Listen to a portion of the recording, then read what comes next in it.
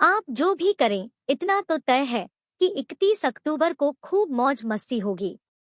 आलसी लोगों या फिल्मों से प्यार करने वालों के लिए आप कुछ डरावनी फिल्में भी देख सकते हैं। इसलिए हमने 30 क्लासिक्स की एक सूची बनाई है जो आपके दोस्तों को प्रभावित करेगी और आपको हैलोवीन के मूड में लाएगी। तैयार हो जाओ, हम चले। एक पिछले कान फिल्म समारोह में प्रस्तुत टाइटेन एक निर्देशक जूलिया डुकोर्नो द्वारा लिखित और निर्देशित फिल्म है।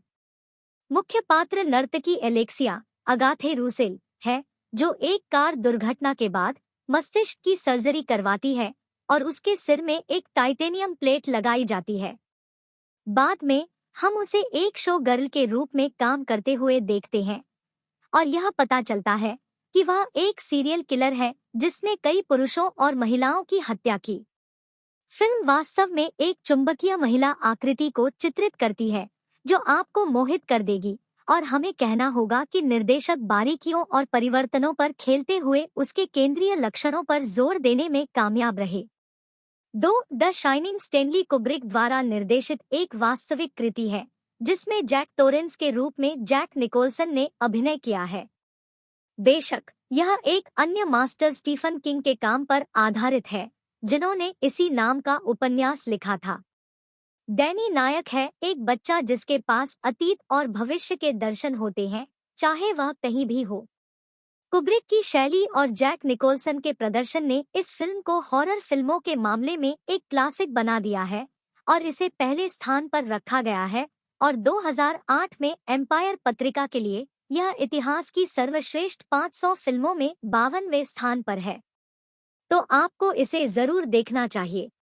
3 DX रेडिएशन डिस्ट्रक्शन मैन का मूल शीर्षक था द इनक्रेडिबल श्रिंकिंग मैन, जो जैक अर्नोल्ड द्वारा निर्देशित और रिचर्ड मैथेसन के 1956 के उपन्यास द श्रिंकिंग मैन से प्रेरित था।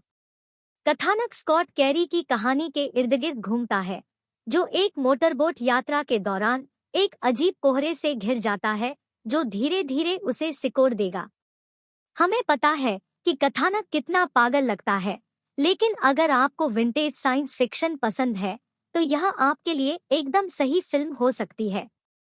इसके अलावा फिल्म ने 1981 में comedy the incredible shrinking woman सहित कुछ रीमेक का नेतृत्व किया, जिसमें इसकी सफलता दिखाई गई।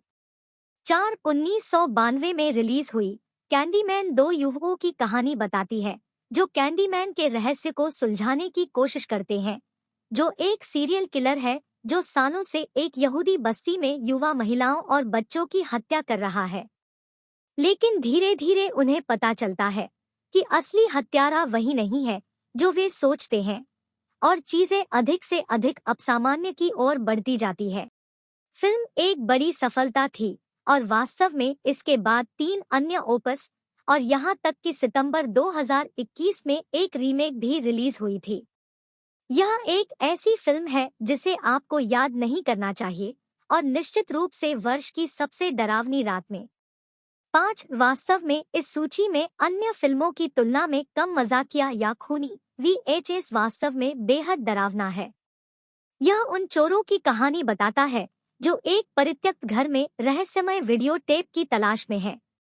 लेकिन उन्हें जल्द ही पता चल जाएगा कि 80 और 90 के दशक के ये सभी VHS वास्तव में घरेलू फिल्में, व्लॉग और डायरियां हैं जो डरावनी फिल्में बन जाती है। माहौल वास्तव में डरावना है, इसलिए आपको इसके लिए तैयार होना होगा। लेकिन अगर आप डरना पसंद करते हैं और यदि आप हैलोवीन पर एक क्लासिक की तलाश में हैं, तो फिल्म अवश्य देखें।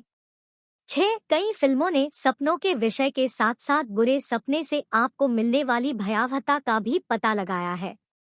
हालांकि यह विशेष रूप से भयानक है क्योंकि कनाडाई निर्देशक अच्छी तरह से समझते हैं कि दर्शकों के लिए कितने भयावह सपने हो सकते हैं, जो वास्तव में नहीं जानते कि पात्र अपने सपनों में कितनी दूर जा सकते हैं। इसके अलावा कम ट्रू अपनी लाइटिंग, सिनेमेटोग्राफी और साउंड ट्रैक के कारण अन्य हॉरर फिल्मों की तुलना में विशेष है।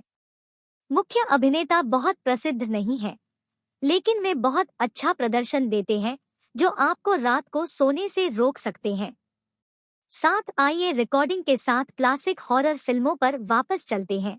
जो आपको चिंतित महसूस कराने के लिए बाध्य है। कई विशिष्ट समारोहों में नामांकित, इसे अक्सर अपनी पीढ़ी की सर्वश्रेष्ठ फिल्मों में से एक माना जाता है। पैरानॉर्मल एक्टिविटी की तरह इसे पूरी तरह से ऑनबोर्ड कैमरे के प्रिज्म के माध्यम से शूट किया जाता है, जो दर्शकों की घबराहट को बढ़ाता है, जिससे आप पात्रों के करीब महसूस करते हैं। यह अभिनेताओं के लिए भी एक चुनौती थी, क्योंकि दृश्य बहुत लंबे थे और अपरिचित विशेष प्रभाव लाते थे।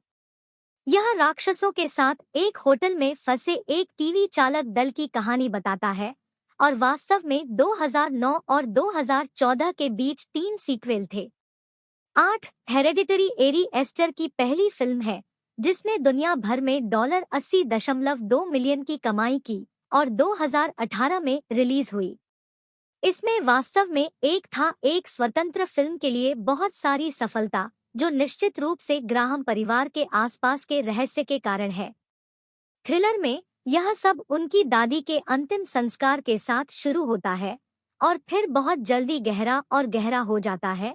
बेटी चार्ली की एक भयानक दुर्घटना में मृत्यु हो जाती है। हमें यह कहना होगा कि फिल्म को एक अच्छा बिंदु भी मिला है। अगर परिवार के पुनर्मिलन आपको चिंतित करते हैं, तो इसे देखने से आपको अपने डर को दूर करने में मदद मिल सकती है, क्योंकि जो होता है वह बहुत बुरा होता है। 9 रीएनिमेटर 1985, 1989 और 2003 में रिलीज हुई स्टुअर्ट गॉर्डन और ब्रायन यूजना द्वारा निर्देशित 3 हॉरर फिल्मों की एक श्रृंखला है। यदि आप पागल वैज्ञानिकों और ज़ॉम्बी से प्यार करते हैं, तो आपको यह फिल्म जरूर देखनी चाहिए। एच.पी. लवक्राफ्ट द्वारा हर्बर्ट वेस्ट एनिमेटर की कहानी पर आधारित यह फिल्म एक सीरम के आविष्कारक हर्बर्ट वेस्ट का अनुसरण करती है, जो लोगों को पुनर्जीवित कर सकता है। जब फिल्म का निर्माण किया गया था, तो इसे एक सेंसर संस्करण में भी रिलीज किया गया था और बाद में इसे फिर से संपादित किया गया था। फिल्म इतनी लोकप्रिय हुई कि एक तीसरा संस्करण बनाया गया, इसलिए आप कह सकते हैं कि सेंसरशिप ने शायद इसकी सफलता को बढ़ा दिया हो। 10 नवीनतम फ्रांसीसी हॉरर फिल्मों में हमें टेडी का उल्लेख करना होगा, जो 2021 में रिलीज हुई थी और युवा जुड़वा भाइयों लुडोविक और जोरान बुखेरमा द्वारा निर्देशित थी। समीक्षकों द्वारा प्रशंसित फिल्म एक ऐसे युवक की कहानी बताती है, जो थोड़ा विद्रोही है और समाज के हाशिए पर है, और एक दिन एक अजीब जानवर द्वारा काट लिया जाता है। हम नहीं जानते कि यह एक वेयरवुल्फ है या कोई अन्य राक्षस, लेकिन यह फिल्म का विषय है। यह वास्तव में देखने के लिए बहुत मजेदार है।